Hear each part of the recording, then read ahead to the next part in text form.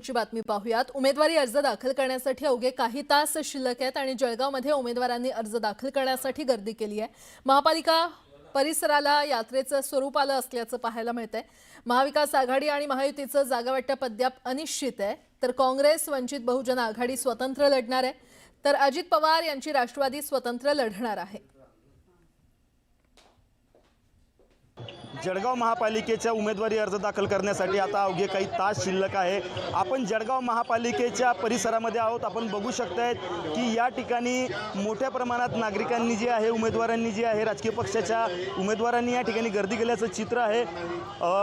या ठिकाणी आपण बघू शकतो की पोलिसांनी चोख बंदोबस्त ठेवलेला आहे। उमेदवारी अर्ज दाखल करण्यासाठी अवघे काही तास शिल्लक असल्यामुळे आपण बघू शकतोय की या ठिकाणी गेटवर रांगा लागलेल्या आहेत। या ठिकाणी गेटवर लांबपर्यंत रांगा लागलेल्या आहेत। पोलिसांनी महापालिकेच्या इमारतीसमोरील जी जागा आहे ती दोन्हीकडे बॅरिकेड्स लावलेले आहेत आणि टप्प्याटप्प्याने उमेदवारांना आतमध्ये सोडलं जात आहे।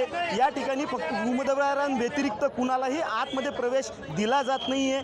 दुसरीकडे जर आपण राजकीय पटलावरचा जर विचार केला तर या ठिकाणी महाविकास आघाडी असेल, महायुती असेल, यांचं जागा वाटपाचं धोरण अद्याप निश्चित ठरलेलं नाही आहे। राष्ट्रवादी अजित पवार गट स्वतंत्र लढण्याच्या तयारीत आहे आणि त्यांच्या कार्यालयामध्ये या संदर्भात आता आपल्याला सूत्रांनी दिलेल्या माहितीनुसार मोठं वादंग सुरू आहे की आपण स्वतंत्र लढलं पाहिजे।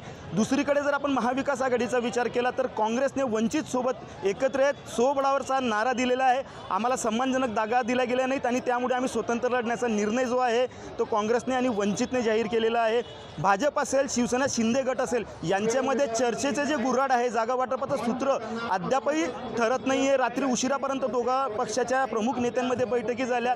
आज दुपारपर्यंत जर या दोघांचं एकमत झालं नाही तर कदाचित दोघं पक्ष स्वतंत्र लढतील, आपापल्या उमेदवारांना ते एबी फॉर्म स्वतंत्र देतील, परंतु याची शक्यता कमी आहे। कारण की सूत्रांनी दिलेल्या माहितीनुसार शिवसेना, शिंदे गट आणि भाजप यांच्यामध्ये जागा वाटपाचं जे सूत्र आहे ते अंतिम टप्प्यात आलेलं आहे। अवघ्या 3 का 4 जागांवरून त्यांचे मतभेद आहेत आणि तेही आज दुपारपर्यंत क्लिअर होतील आणि दुपारी 12 नंतर कदाचित महायुतीची घोषणा होण्याची जी आहे ती शक्यता सूत्रांनी वर्तवलेली आहे। उमेदवारी अर्ज दाखल करण्यासाठी अवघे काही 30 तास शिल्लक असल्यामुळे मात्र या ठिकाणी उमेदवारांची धावपळ होत असल्याचं चित्र आपल्याला बघावयास मिळत आहे।